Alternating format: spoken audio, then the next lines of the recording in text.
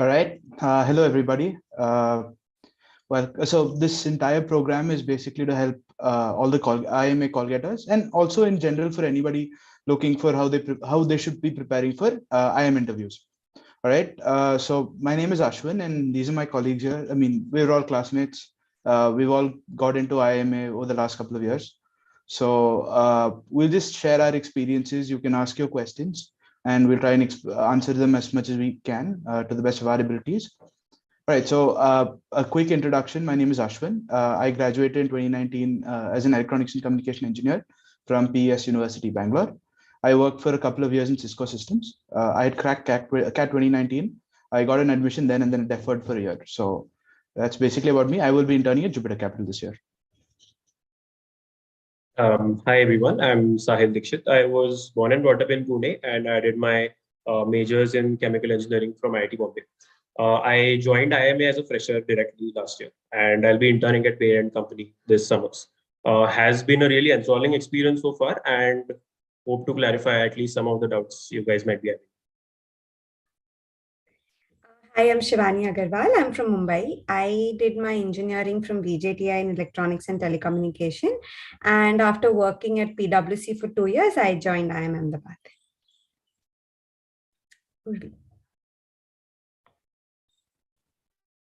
Hi, everyone. I'm Urvi Shah, and I'm a chartered accountant. I completed my chartered accountancy in 2018, and I worked as a tax consultant with Rua Advisors LLP for 1.5 years before joining IMA.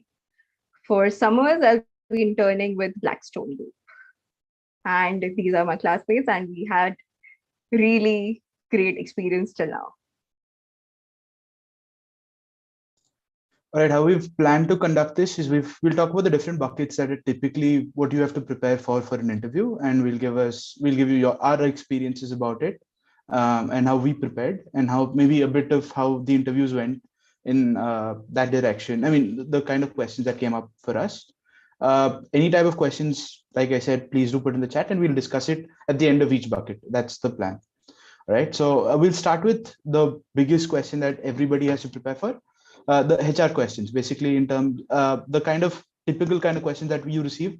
You start with the tell me about yourself, which is probably the most crucial question across any sort of an interview, not just for getting into an MBA school. And then, of course, why MBA, which is pretty much something which takes a lot of time and a lot of thought, which has to go into it, right?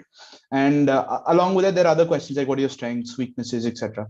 So the way I prepared for these kind of questions, so I had a little bit of more time since I had decided that I wanted to do an MBA right at the end of my engineering. So I had prepped, had taken CAT once, I had tried interviews. So I knew I had already done a bit of my groundwork, and I had a bit of idea a little early on, but still the basic structure which I followed is I started with tell me about yourself, for which initially I put down all the major things that I've done in life, the kind of interests I have, etc. And then I tried to pin a story around it. Once I had a basic structure built, I did practice it a few times so that it comes out naturally. Other than that, I didn't try to memorize tell me about yourself, because I felt that wouldn't seem natural to an interviewer, and I didn't want to sound mechanical. So this was how I built a tell me about yourself. And here and there, I did tweak my tell me about yourself depending on the kind of questions I wanted from the interviewer. So for example, when I had interviewed, I had just 6 months of work experience at that time. So I wanted to speak more about my internships and probably a little less about my academics, and even lesser about my work experience, considering I hadn't done much at that point. So that is how I built my tell me about yourself all around. So similarly, my suggestion is that you decide whatever you want to speak about, and make sure you highlight that during your tell me about yourself, and make sure you don't say anything negative about yourself, which is like a thumb rule throughout. You do not say anything negative about yourself. For example, I know there are people who might have a slightly poor undergrad score, in which saying a statement on the lines of, I may not have put my entire heart and soul in studies, but I spend more time in extracurriculars, is not the right way you should be speaking about things. You can probably say you like a lot of extracurriculars, but saying you didn't do well is something they should infer. It's not something you should be telling them outright. So that was more or less about tell me about yourself. This is something, it takes a bit of practice. It takes a bit of mock interviews to get a hang of what you want to speak about. But this is primarily something that drives an interview. And it's something that was asked to me 6 out of 7 times in interview. So this is something I felt is very, very important. After which, why MBA again is something which is very personal. In my case, my why MBA was because my dad's a businessman. And he had seen what an MBA, not having an MBA, can have an impact, on somebody who starts up a business. And so that was my reason for doing an MBA. And then, of course, I stitched together the entire story: why I did engineering, why I worked, why I want to do an MBA. I even, since IIM Ahmedabad has a deferral option, I remember even speaking about that, saying that if since I wanted work experience, if I get an admit early on, I would defer and then come back in, which is what I did eventually. So this is how my story had come about. And again, this is something which is very unique to you, and it has to be something that is truthful. Do not lie. This is something I say across, because you will get caught. These are very senior professors. They know, they look at you and they know whether you're lying or not. So please do not lie, and try and portray the way you want to do it in a very refined manner, which is why I said, please continue, in terms of the way you express yourself. It takes a bit of time. So make sure you speak to people. You can even, it could be just your parents. You keep telling them this is your reason, and ask them to poke holes in your story. So after this, then you have things like strengths, weaknesses, your biggest achievement, your biggest failure. All of these, again, it doesn't have to, your size of achievement or your failure doesn't matter. It is how the situation which took you to that spot and how you reacted to it. This is what they want to know. So your thought process, your thought structure is what is important. It could be something as small as, let's say, maybe not winning a certain competition you had your heart set on. It could be something as big as maybe, a spectacular failure in one of your exams or something of that sort. It could be anything which as a failure, and similarly a success could be something as small as that. I mean, it is not like I said, a lot of people say, I've not had a big success. It doesn't have to be. For example, the kind of situation I was in when I joined engineering and when I finished engineering is what I had expressed as my biggest success. I utilized my 4 years in a way I believed was very fruitful to me. And when I spoke and I told them that my change in behavior, my mindset, and how I came about to that particular phase of life which I consider an achievement, that is all what they wanted to know about. I mean, that's pretty much it from me. Sahil, you can take over. Yeah, sure. So I think Ashwin has very well highlighted what to do, what not to do. Not just for the main HR questions of tell me about yourself and why MBA, but for others as well. I'll just add a couple of things from my end. So regarding your introduction, it's a very big anchor in your entire interview. It can drive your interview. It can determine where you want your interviews to go, as opposed to them just poking holes directly. So just design and practice your introduction very well. You should include major touch points of your life journey, but don't make it a simple chronological narration, because that tends to get boring. Try to have a coherent story of sort of who you are as a person, your motivations throughout the choices you have made in life, which could be prior to your undergrad, in your schooling, during your undergrad, in your work experience, and so on, which build up a narrative for why you sort of deserve to be part of any MBA program. Another thing I would like to suggest is try to give hints of your why MBA answer in your introduction itself, because those can be good threads in which the professors can pull and sort of probe you further. And then if you have good answers to back your initial sort of thoughts, that can work in your favor. Now, coming to the why MBA question, so I am a fresher. So I'll try to give that perspective. But again, as Ashwin mentioned, it is a unique thing for everyone. And it really depends on what your story has been, what your motivations are. For me, I was lucky enough to have done consulting and strategy related internships in my undergrad. I also had some extracurriculars where I had some corporate exposure as far as any sort of student body can give you. I thought an MBA is where I could incubate that motivation while learning in a formal academic setting, and also informally as well through diverse and motivated peers. And basically, this was my YMBA answer. But in general, there is no one single answer.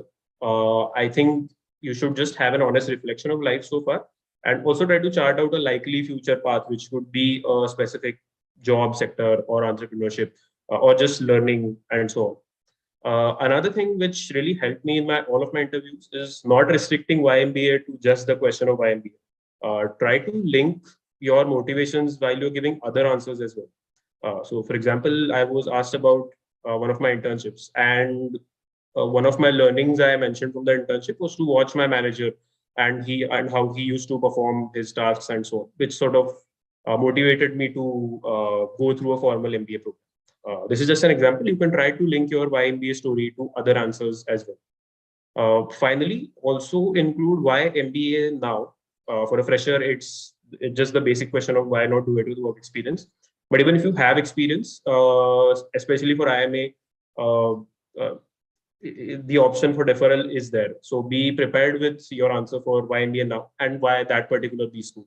IMA is, of course, the top-rated B school in India, but still just don't go like that without any motivation specifically linked to IMA. I think that's it from mine. Maybe Shivani can take it forward. Yeah, so Ashwin and Sahil have pretty much covered everything there is to cover as to what you should say and do. I'll just talk about how I did what they mentioned, right? So suppose if you have an IMB call, you might have written an SOP. If not, you still try and write a statement of purpose in a sense which covers major events of your life. What that will help you do is that will help you form all sort of HRQs, because HRQs consider ask things like what are your strengths and weaknesses, and because you have your life story right in front of you, you can add a story. So this is what I had done, and from this I know that this is my strength. So when you give an answer backed by, so they call it the STAR approach, right? And so if you have a story and then you use that to draw an inference and say, wait, this is my strength, it comes across well. As for tell me about yourself, a very basic structure that I followed, and it's okay to follow that basic structure as long as whatever you're putting in it according to you is relevant. So you tell about your educational background, you tell about your work, so that's just a part of who you are. You tell about, like Sahil mentioned, this is something I also did, that I mentioned my story and my motivation to do an MBA right then and there itself. And what that used to do is that used to prompt more questions from my answer there. So I had done a startup and my story for doing an MBA involved that. So as soon as I reached that point, they started questioning me on that, and I was driving my interview. So there it helps. Moving on to YMBA, like I already mentioned, because it came in my tell me about yourself, I was not asked that question very often. Other than that, there are small questions like your hobbies, your who inspires you, things like that can be thought of previously, and so that when you're going into the interview, you're not winging it on the spot. You have some specific points that you want to mention, and these points are the ones which drive your interview. Moving on to So these people have covered almost all the points. I would just say that what I think they want to assess or gauge by the HRQ questions. One, they want to see how you think, and second, how you communicate it. So there has to be clarity in your thought as well as your communication. So, and secondly, don't expect direct questions. In few of my interviews, I had very indirect questions which were like a trap. So my YMBA question started with, did you like your job? And if you like your job, why do you want to quit it and go for something which you feel completely? So I did like my job. And even if you don't, you can't say that I hated my job and I did like what I did earlier. So you have to be very careful and smart about how you answer it. It has to be linked to what you've done till now and what you want to do in future. And you have to show how MBA links your past and future, your goals and aspirations. And secondly, I had very, some HR questions are curveballs. Not in IME interview, but I had one of the questions where I was asked to link my personality with 5 animals: lion, elephant, tiger, wolves, and one more, a cat. So I had to link aspects of my personality with each of them, and they were follow-up questions. So you have to think on your feet. You have to justify your answers.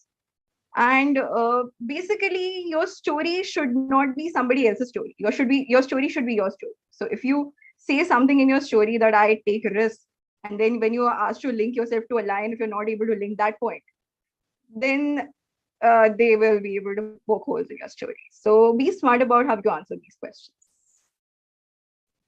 There is a specific question for Sahil probably on the chat. Actually, we have a few questions. Let's just take one after another. So one of the questions here is with respect to Ipmat and how to prep for it. I've not taken it myself. I don't know if any of y'all have. Have you all? All right. So I'm really sorry that none of us have taken the exam. So we really have no idea how to prepare for it. Then we have a question on how do you justify a gap? Would one of you like to take it? Yeah. So, yeah. Purvi, go ahead. No, go ahead, Shivani. I'll take it. So I had quit my job for MBA, and I wasn't asked that question in any of the interviews. So this was a question I was really, really worried about because I knew that people do it along with their jobs. But if you're doing it with your workix, you have a very clear explanation that your workix requires a certain amount of time, and you want to do justice to everything that you're doing. So that is one explanation that you can give. But Shivani, if you were asked that question, you can answer it better probably. Again, I was not asked that question. I was dreading it. But it was along the line. So just a very honest answer as to I needed some time to prepare. And I would have mentioned that had it come up. My friends who had taken, the question here is for people who don't have work experience but have a gap. Yeah, but I have friends who have taken gap years and cleared. They actually end up doing some course with it and hence mention that. So if you're doing anything on the side, something as small as writing a blog or maybe just drawing, just taking that time other than preparing for CAT, what did you do? If you make a list of it and mention, so you can say that your main motivation was doing taking the CAT, but you also need to express that you know that CAT is an exam which you don't know the results for, right? You take the exam and you don't know what goes wrong on the day, so you have to show that you had a plan B and you did not put all the eggs in one basket. That's it. Yeah, I think maybe we can move on to the next relevant bucket of preparation, which I used to dread a lot, which is current affairs. Now, the major conundrum I had was there's so much to just learn. If not just outright remember, then how should one go about it? Again, I don't have any perfect answer to that, but I'll just tell you what I did. So I did not remember any facts or figures as such across anything. I rather focused on having a basic awareness about key issues. And then having my views on those issues so that if probed, I can go ahead and give my views, which would, of course, include both sides of the story. I don't think there's a lot of point in stressing over covering every small occurring that you might read in the newspaper, but it still helps to build a regular habit of just keeping in touch with the news. Apart from that, I think in terms of a historical perspective here, you can focus on maybe a few major happenings of the past one and a half year that could be relevant. In our time, the farm laws were, in the news, and I think many of us were probed on that. In terms of what has happened last year, of course, COVID has continued, so you can expect questions on that. Other examples could be the political turmoil in Afghanistan, recent privatization of certain government entities, and so on. And elections and budget are, of course, hot topics during every interview season. So in general, if you just focus on the major occurrings in a particular year and just try to maintain a regular habit, I think that would help you. But I would like to hear others as well. Shivani, maybe you can go ahead. Sahil, doesn't seem like you dreaded this question because I wouldn't know what is going on if I dreaded it. I am someone who started reading the newspapers very recently, right? So I actually dreaded this question. So what used to happen is I used to go through the news and I used to feel like I don't know every small thing that is happening. If it's in the major news, so farm protest was going on, farmers protest was going on at the time. So I'd know about that, right? But if you go into the details of what exactly is happening with Dogecoin, which is also in the news last year, I wouldn't know too many details. So I was that category. And the other category is people who read the newspaper diligently every day, maybe someone like Sahil, and they'll know exactly what is going on. So for those who know what is going on, you form an opinion. For you, that's the preparation. For people who don't know what's going on, you only pick up major news, and this you can either, you don't even have to open the newspaper for that. You have business standard apps, and you have mint and short in shots, yeah, in shots, and these will give you the topic names. Now once you have major topics that you are interested in and you feel like reading about more, you search and you collect major points or a little bit of history as to why things happen and form an opinion on it. That should help a lot.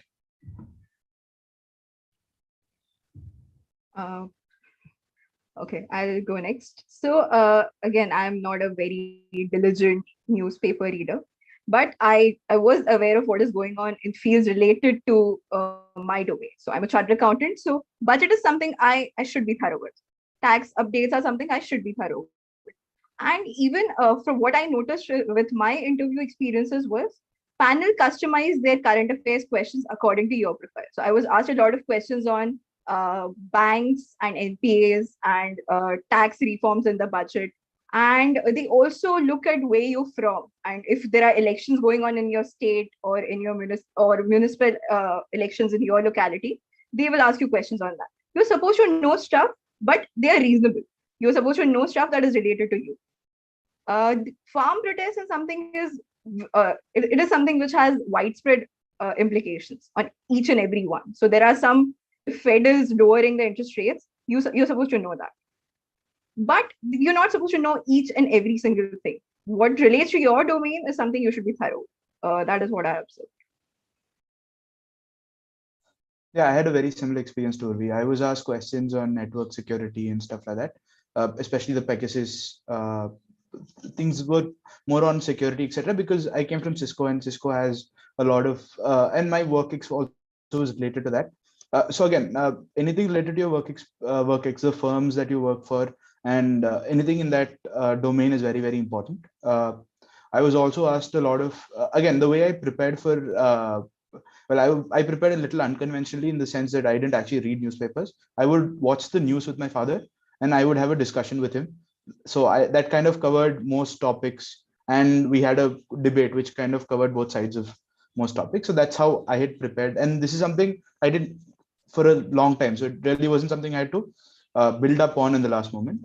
Other than that, I did follow a lot of economic news because I did see a lot of questions in the first time when I interviewed based on what firms are being, whatever major news happening. So at that time, I think that's still going on. So the Amazon, and the future retail wala issue and things of those sorts. I mean, those kind of issues were something I did try to read up on. I made sure I had a updated understanding of those kind of different big mergers, etc. So, and a bit of stock market I used to follow. So these are the kind of things I knew. So if I was asked something outside that, I was ready to tell them, you know what, I don't follow these. And similarly, anything with respect to your hobbies. For example, I'm a big cricket fan. So any kind of cricket news that comes up, I made sure I was updated on that. So this is how I prepared for current affairs. Current affairs was my weakest bucket too. So like I told you, my preparation wasn't too focused on that, and I was ready to say I don't know and move on. And this is something I'm telling you in general. If you don't know something, there is no shame in saying you don't know. And profs understand that you can't know everything, and you're not expected to know everything. So that's not a problem. So especially because current affairs is a very, very big thing. They can ask you anything and anywhere in this topic. And there are a few colleges which ask you specific type of questions. For example, IIM Kozhikode will ask you a lot of static GK in terms of who's your prime minister. I mean, of course, but maybe some specific ministries, etc. You're supposed to know. So again, read up as much as you can. Ahmedabad didn't ask for me. I've not heard of anybody who has, but and this is another thing I want to speak about starting, and I missed out. Make sure you do read a lot of these, especially on Quora. You'll see a lot of people putting their interview experiences. I mean, it looks better than it probably was. So don't be disheartened by it. But it is a good sense to. I mean, if you look at number of interviews, you get a good sense of the kind of questions that can come up. So in a way, that's something I had read a lot on. So that is something. A slight addition to that, lead interview experience is similar to your profile, because yes, if you're a person from a non-engineering background, you look at an engineering interview, you'll be scared. I've been there. Okay, yeah. Of course. I mean, it has to be relevant to your background, but what I meant was in terms of the general kind of questions that come up, other than academics and work experience. All right, so we have a few questions also. Just go through them. There is a person who says, can we expect questions on academics? Yes, in fact, academics is the next bucket that we're going to talk about. And Preeti has asked, what do you say about achievements if you don't have? Like I said before, achievement has to be an achievement for you from where you have come and how you have improved. It doesn't have to be on an achievement on an absolute scale. So at least that's my belief, and that's there is a person who's asking, how do we justify that we're flexible regarding specialization and not sure which branch to opt? Maybe one of you want to take it up. I'll just answer the achievement one. So I have no Olympiads, no extra exams to my name, right? I have not cleared. Anyway, so I only a startup. Only a startup. She has a startup. That's it. Yeah, so I used to mention the fact that I am a classical singer. So there's this really tough exam. You have a written paper, right? And it's in Marathi. So I used to find that very hard and I cracked that, and I used to mention that in my achievement. I didn't top that exam. I barely just cleared it. But the fact that I had to write in that language and get it across was something that I used to mention. And I don't think it came across as very bad or anything. So maybe I can take up the next bucket of academics now. I think that's more relevant to freshers, but the other guys can then talk about their work experience because these are sort of the main respective buckets that are usually discussed.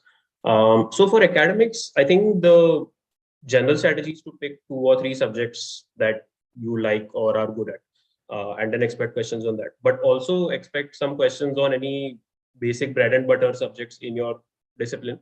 So for chemical engineering, thermodynamics is one of such topics. So even if you don't like it or similar topics in your domain, still be prepared to answer basic questions.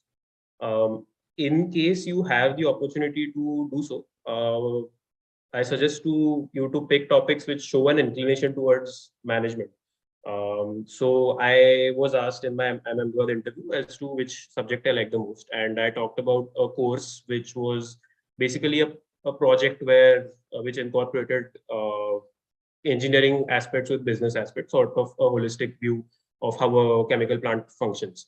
Now, the interviewers were sort of interested in that and probed me as to what I had done, and I could point out a few management and business related aspects, and it worked out well.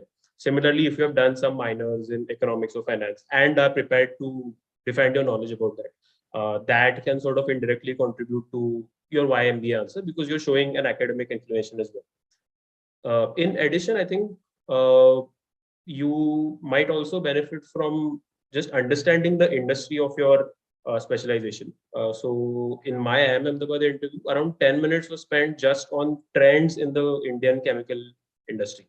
So we talked about major players, major growth areas. Why is India lagging behind in specific areas? How to curb accidents and what should the policy be and so on. Of course, you need not know very specific details, but do get a sense of your respective industry, even if you are a fresher. And therefore, that might help you to try to connect to your YMBA answer. Now, if any one of you was asked about academics, you can also give your views, or we can also talk about work experience. Yeah, so I just have one thing. So, I mean, like Sahil said, I had also done a minors in management, but this is something I didn't want to speak about. The reason here is just a word of caution. If you're very confident, great, but you don't want to go into the professor's domain and in these kind of questions. So that's something I personally had avoided, but that's up to you. I mean, I had other reasons to say for MBA. If that is your reason, go ahead. Other than that, again, like I said, I had only 6 months of work experience when I had attempted. So for me, again, academics was a big part. Luckily, I worked in the domain that I studied in. So my preparation was completely focused on that area. We also have a question asking about what would you do when you don't have favorite subjects. Again, it was something which is very similar to me because I had one favorite subject and that's what I was working in. So I had to prepare for others also, right? So the way I prepared was largely that I picked 2 or 3 topics which in my second year, which are very commonly known in electronics. and I made sure that I at least learned the basics of it. After that, I mean, the then preparation would, I mean, and then the topic which I was very comfortable at, I knew well in depth.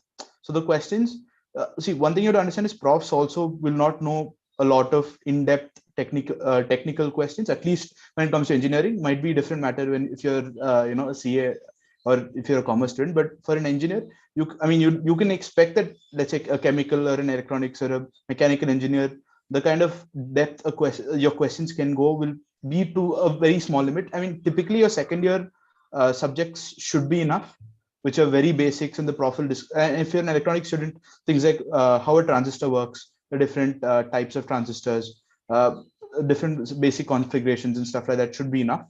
I mean, I'm not saying you can learn more, great, but that's the basic minimum that you should know, right?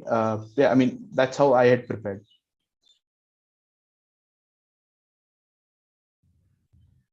Urvi, you want to add to academics?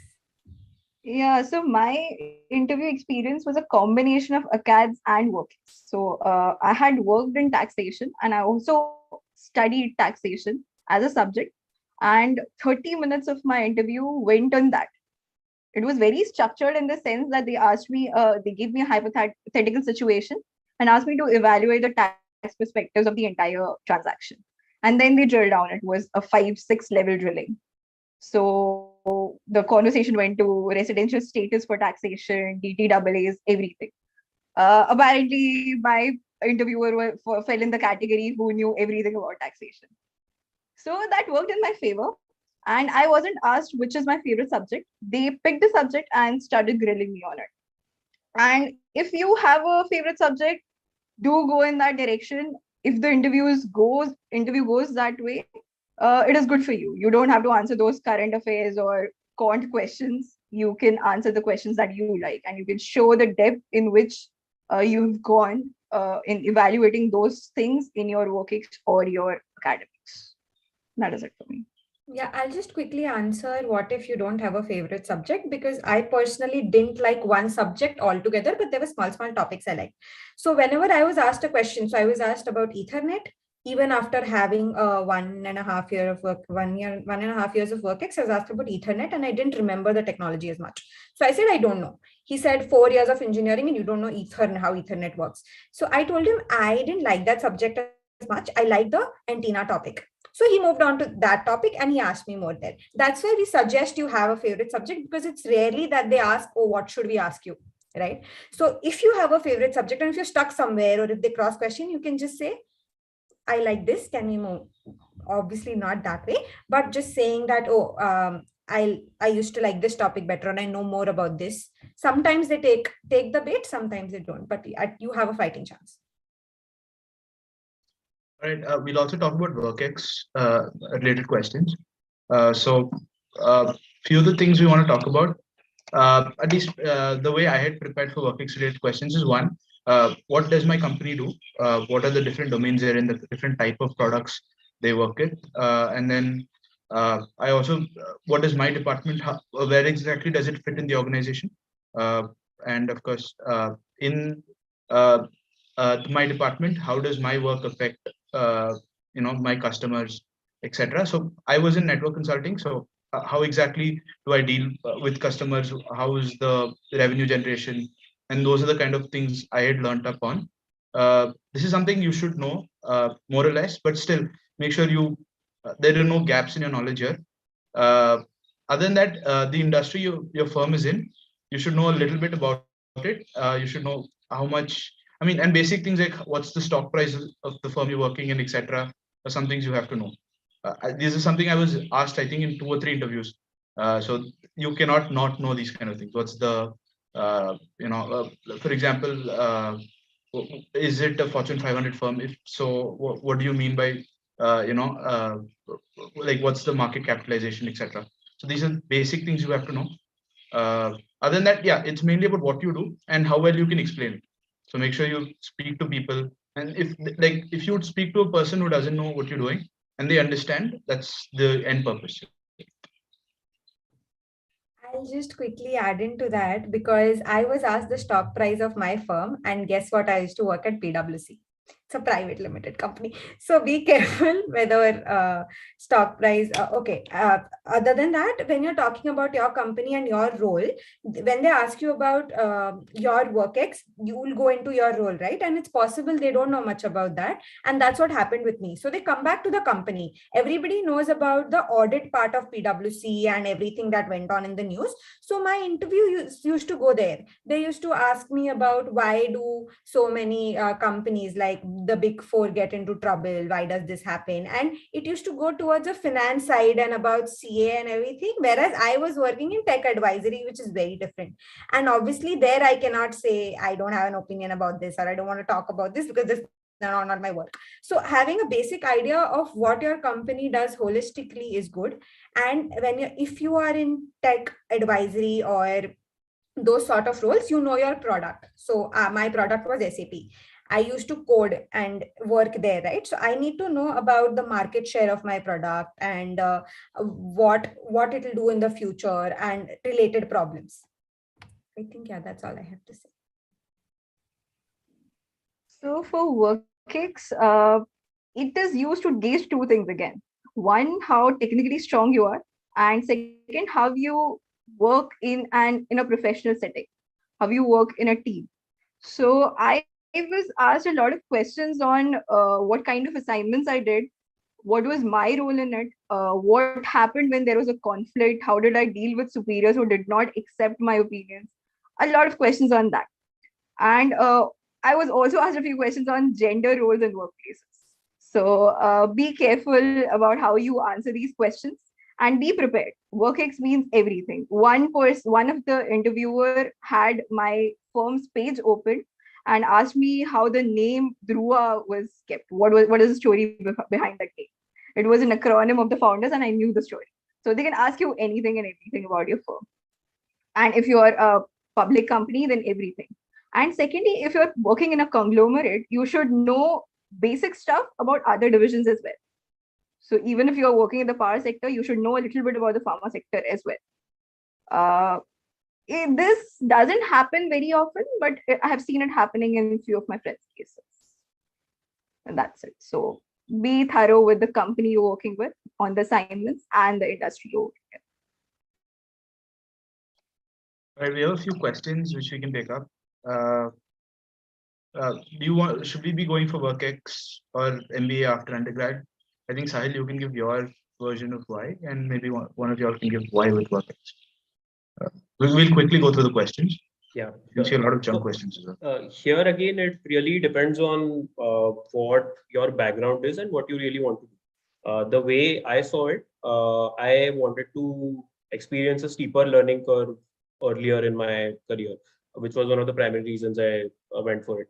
If you are specifically looking for some placement related roles and are trying to figure out whether or not work experience is better or not, I think getting in touch with people currently who are students at IIMA would help, who have profiles similar as yours, so that you might be able to get a chance of your shortlisting probabilities and so on. But again, here the decision is quite personal. It really depends on.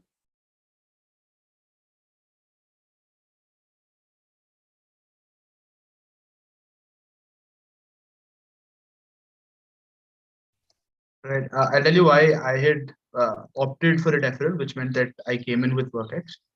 So I had, like I said, I had an option of coming in a year earlier. The reason I decided I wanted more WorkX, one was because I was enjoying the work I did, and I thought it would add a little more value for a year before I come for an MBA. And I think to an extent it did. There were quite a few subjects which I did relate to more, probably because of my work experience. That said, I don't think it's a compulsory. It's compulsory that you have WorkX. With a good number of people coming in as freshers, and like people like Sahil are doing excellently well here as well. So you don't have to worry about struggling here without having WorkX. But yes, having a couple of years WorkX will add value in terms of a few subjects, not much. But I mean, that's up to you. It's a very personal call.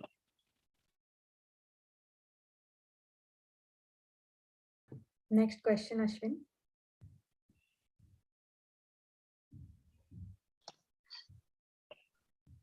Beard wala. Okay, no, never mind. We have a question about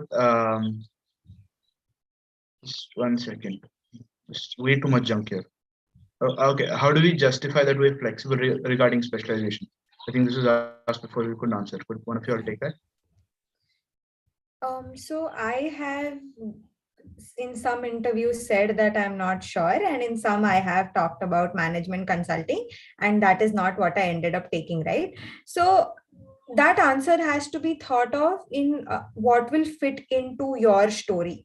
So if you say worked in tech and you know that you want to switch to marketing, if you say that in the interview, they will ask you basic questions. They'll ask you opinion about advertisements in general right now. Maybe they'll ask you about 4 P's of marketing and things like that. So if you are willing to, since I think interviews will start happening in a few weeks, right? Now it's 7th February already. So if you've not decided yet, maybe you can be truthful. So see, one way is just be truthful of what you've decided.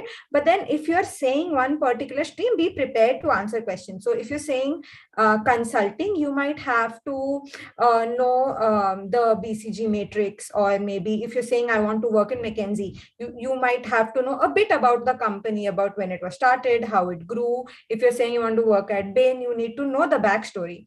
And if you're not mentioning any stream, then they'll ask you why do you not, especially if you have WorkX, they'll ask you how do you not know, right? In that, be truthful that you don't know exactly what the work goes on, and then maybe in the during summer internships you will decide based on the profile and on the job profiles that come in.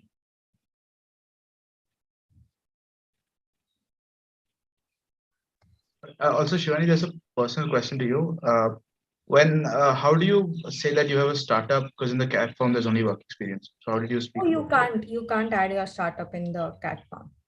So there's a question about how you're going to bring it up and how would you speak about so it? I brought it up anywhere I could, because that was my one major something that stood out in my profile, because I'm an engineer and I'm from VJTI. So again, the college didn't stand out very much outside, say, Mumbai or Maharashtra, right? So to mention entrepreneurship, it was either through tell me about yourself or through some other answers. But I'll tell you something, there were a few interviews where I forgot to bring it up. So that has also happened. But when I was taking mocks, people suggested that when they're saying tell me about your strength, right, in that anecdote that I talked about, you can bring up, oh, when I was running my own startup, this is something that happened, and that is where you bring in the word. So depending on, you look for opportunities and maybe bring that up there. I think we can go on to the next bucket. Right. So I think the written test is conducted by only 2 major IIMs in the online mode, if I remember correctly. And AWT is also slightly different which for IIMA. So maybe I'll just give you a brief overview of what the test is. If I'm not able to recall exactly, maybe others can add as well. So for IIMA, it was a pen and paper test, meaning that you didn't have the option of sort of typing out and correcting your answers. Therefore, it really, and the word limit was around 1 page where you had to fit in all of your content. Now, given these 2 facts, and given it's a time-bounded assessment, it's really important to get into a habit of writing and also practicing writing in a concise manner, because in that 1 page, you have to fit in maybe 3 or 4 chunks, maybe starting off from a sort of an introduction, having a concluding paragraph at the end, and maybe 1 or 2 paras where you give your views and thoughts. So more than anything, I think just getting a hang of the time and your writing speed definitely helps. In terms of preparation for the content, I think for me, I did not specifically prepare for AWT's writing content. Just the general awareness, as well as say the preparation done for current affairs was pretty much enough for the content to just flow up. But I did practice a few times in terms of actually writing down on a piece of paper. You can do that with a friend of yours, or you can even ask seniors for the reviews. But getting into hang of writing is very important, because if you just waste your first 5 minutes doing nothing or just thinking, that could be problematic. So yeah, from my side, that was it. Any other views from others? Right. For AWT, the preparation. See, AWT is not about how much you write; it's more about how critically you can think and how you analyze the passage given to you. So I think a lot of it is covered because of the RC preparation that you would have already done. It's more about how you write. What you have to figure out what the assumption is, and you have to tell, all right, this is the assumption, this is why it's wrong, or in what conditions it can be right. This is how I prepared. I did. I took a few mock AWTs behind, and I'd spoken to one of these coaching centers that I'd gone to, and just clarified. So that's pretty much all you have to do. As such, this is not something that, I mean, this is not something you have to do a lot of preparation for. When compared to that, let's say a WAT for the others would probably be a little more difficult, where you have to actually write out a lot. So here it's more about how well you can think. I mean, that's pretty much for me. Just one thing, if you want to practice AWT, you can look at the GMAT material. It has an AWA section, if I recollect correctly, which is very similar to AWTs here. So you can go through 4 or 5 attempt a couple, and that should be enough. Also, there's a specific question to you. There's this person who's in the second year of college, a non-engineer, and wants to know what kind of pre-MBA skills they should be learning. So. Just do whatever you're doing thoroughly, because I was told that you need a lot of extracurriculars, etc. And chartered accountancy, unfortunately, doesn't allow you to go for any of the extracurriculars. Whatever you're doing, you do it very thoroughly. If you're studying, study well. If you're working, work well. And the interviews are usually around what you have done. They don't have a standard format for each and every person. It is customized. So don't worry about any other skills. In general, you should be thorough with your subjects. If you have some hobbies, you should be really passionate about it. You should have a well-defined career plan. That is enough. Also, there's this person who's asking about what kind of documents did you show for your startup and all of that to the as proof. So that would be to Shivani, right? Yeah, Shivani. Yeah, it's a registered company, so I had GST numbers and yeah, she used to be the CEO.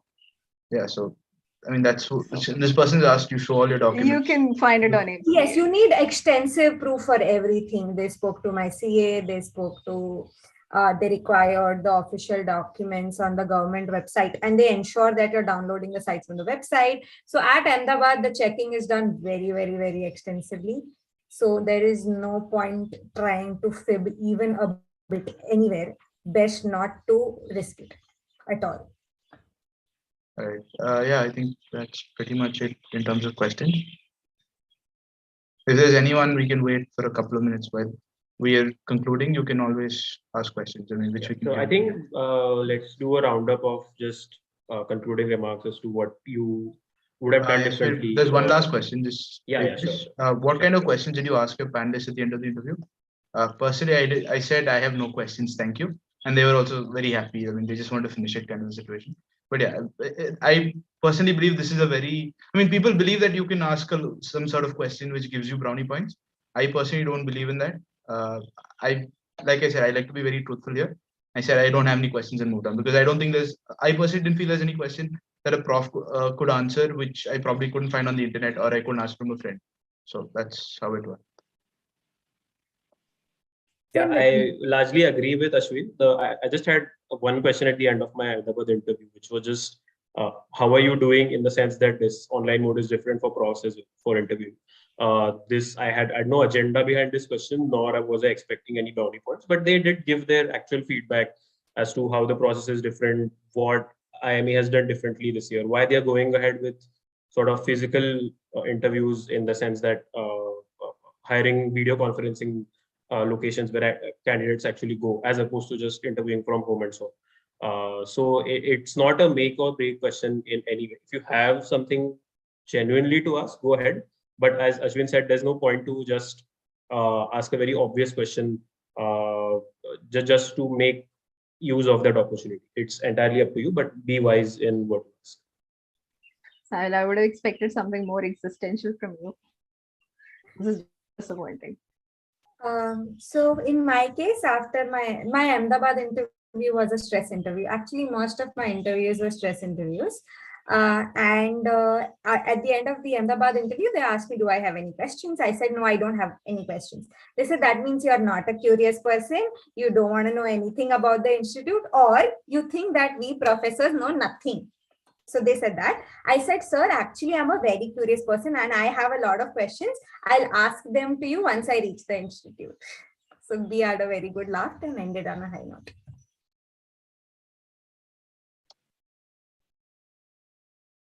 All right. I mean, let's just have a quick round. We just speak about our experiences for a minute and what kind of advice we would have given our younger selves. So yeah, I mean, Sahil, you want to start? Yeah, sure. So I think, I mean, this is, I think, a cliche for all of you, but at the end of the day, the interview is just a conversation. It's not that you have to mug up a bunch of facts and they ask you and you just spit them out. They are expecting you to give your motivations and also your views about things. So just be prepared for a conversational mode. I know there are stress interviews as well. So be prepared for that eventuality, but at the end of the day, they are there to select you and not just outright reject. Another thing which could, which helped me definitely, which was I tried to anticipate likely cross questions that might occur. So maybe you guys would have a document or a notebook where you have written your content regarding HR questions, work experience, and so on. Just try to think of likely counter questions or ask someone else to do it for you. And by that, you can just enhance your preparation in a big way. Because for anything professors ask, they are likely to prod you for a bit. So that might help. Another aspect which I used to be sort of worried about is, which I mentioned earlier as well during the current affairs discussion, was that there's so much to cover and how do we exactly go about it? So at the end of the day, the interview is a 15, 20, 30-minute chunk of possibly hundreds of questions that they can ask to you. Now, this can be daunting because you can't predict what they'll ask, but it's also freeing in some sense because then the onus is on you to just know yourself and be confident. You have to sell yourself in the interview, but it's therefore also important to stay true to who you really are. Otherwise, you risk blundering in front of the professors, which is definitely not advised. And another question which usually pops up is, okay, I scored X in CAT, I'm an engineer, my 10 score is this, what are my chances of getting into IMA after getting a call? So if you have gotten a call, it's pretty much a level playing field. It's up to you whether or not you convert it. Your past achievements or sins really don't matter at this stage because the professors will judge you individually. And this is not just qualitatively true, but even if you just look at the weightage of the final evaluation, more than 50%, if I remember correctly, is for personal interview and AWT. So the ball is really in your court. And yeah, hopefully you guys have fun in preparing as well as in giving the interviews.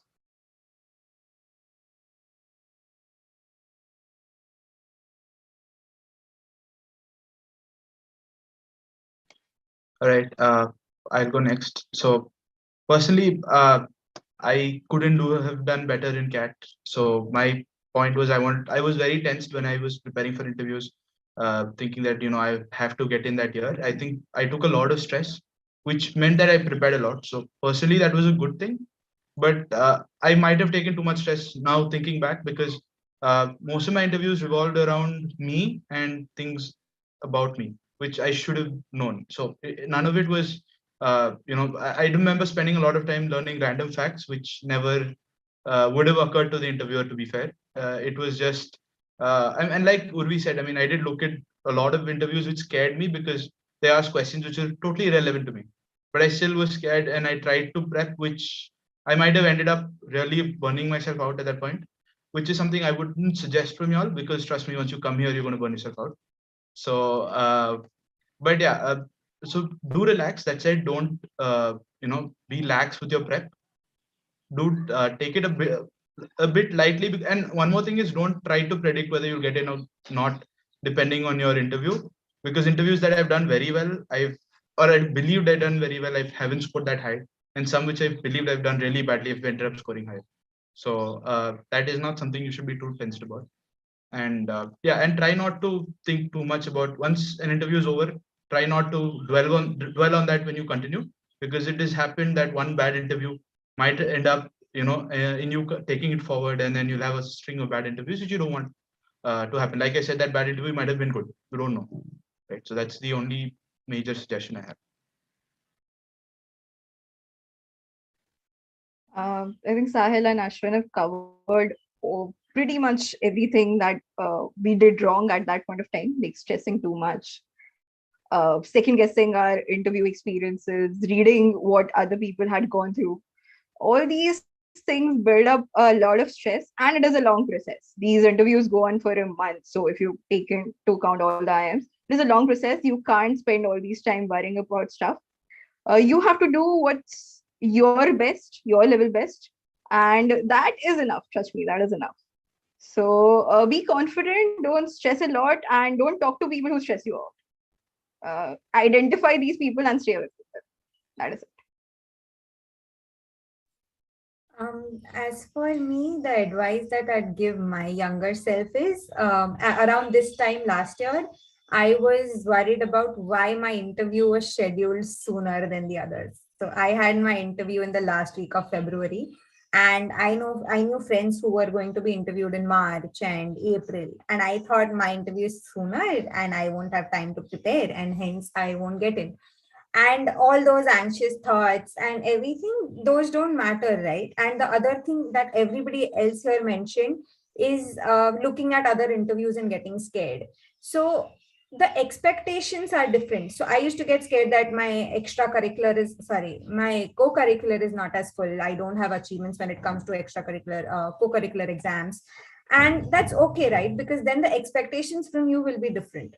So that's all. That's all you have to keep in mind, and ensure that you're not letting the anxiety show, especially in a stress interview.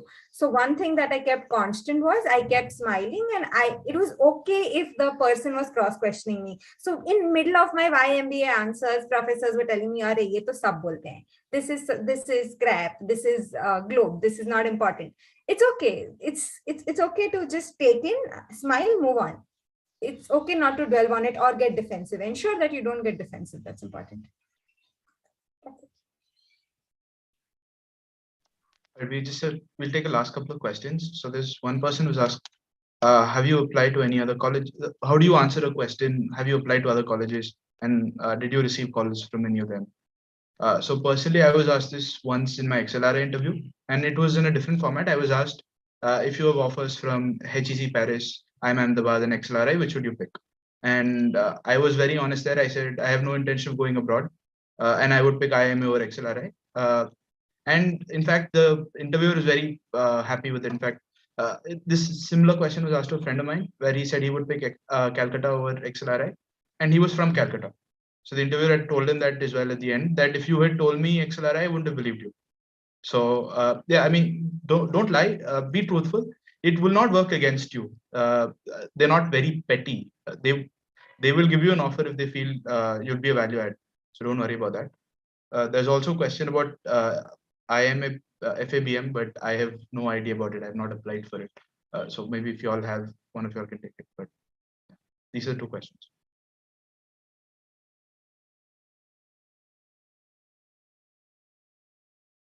So about the first question, I was also asked that question in a lot of interviews, and in IIM Indore interview, I was told that you must have calls from all the colleges. So I don't know how to answer that. I just laughed and I said yes. That was it. Yeah, just to add a bit. So obviously be frank, but also try to be a bit diplomatic. If you're asked in your Bangalore interview as to which one you'll pick between Ahmedabad and Bangalore, you might have your preference, but also sort of preface it with a disclaimer that this is my thinking as of now. This is what I find good about these two places. I'll think more if in case I have secured both the calls and so on. And at the same time, even if an institute is not the priority institute for you, be prepared with an answer, a customized answer as to why you want to join that particular IIM or any other reason.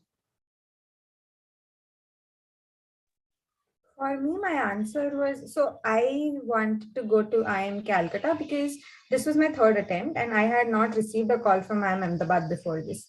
This was the first time I received received my call. So I always had resigned to the fact, no, not resigned. I had always thought that I'll be ending up at IIM Calcutta. But at the institutes, especially at A, B, and C, I used to take the name of that institute and have a reason for the same, because I had not decided this. It was the first time I got call from all IIMs. So that's why. So I think there are various strategies you can use, but as long as you have a proper reasoning behind it, you'll be golden.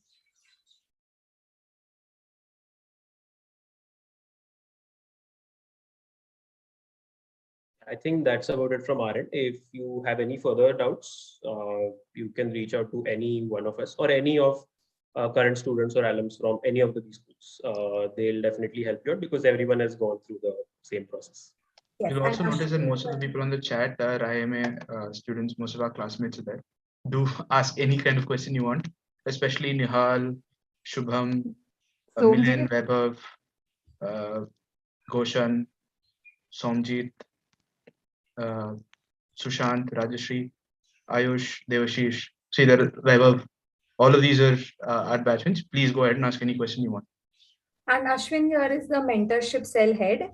So everybody who's gotten a call, feel free to reach out. We'll drop his IMA email ID in the chat. You can use that and bombard that with as many. And please be extremely respectful. He's the god of this batch. Also, if you haven't filled the mentorship form for AWT-PI, I will post it on the chat. Please do fill it.